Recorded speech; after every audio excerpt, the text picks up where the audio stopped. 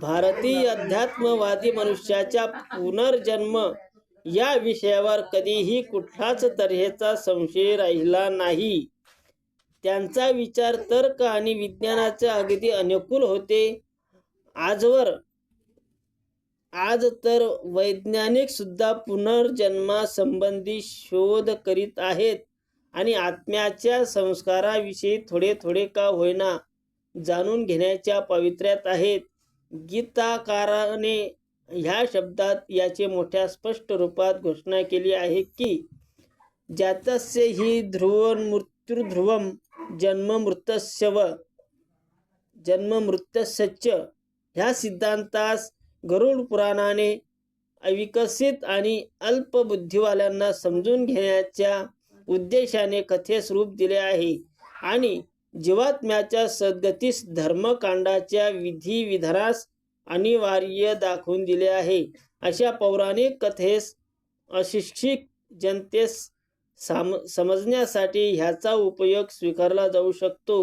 ह्या दृष्टिकोनातून गरुड पुराणाचे अध्ययन करणे आणि त्याचा उपयोग विवेक संपत्तीच्या रूपात लोकांना कळण्यास सुकर आणि लाभदायी ठरू शकतो. गरुड पुराणाची एक विशेषता अशी आहे की ह्याच्या पहिल्या खंडात ज्या जीवनोपयोगी विद्येची माहिती संग्रहित केली आहे की त्यांना असे सारांश रूपात सांगितले आहे की वाचकांना थोड्या दिवसात अधिक लाभ घेऊ शकतात.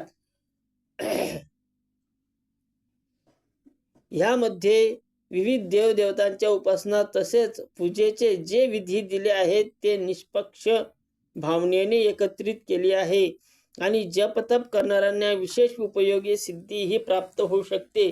त्याच प्रकारे औषधांच्या विषयावर जे लिखाण केले आहे ते प्रामाणिक ग्रंथाच्या आधारे असून ते अद्भुत आहेत. तीर्थव्रत, दैनिक धर्मकृत्य आदींचे वर्णन अशा ढंगात केले आहे की सामान्य वाचक सुद्धा सहज समजू शकेल.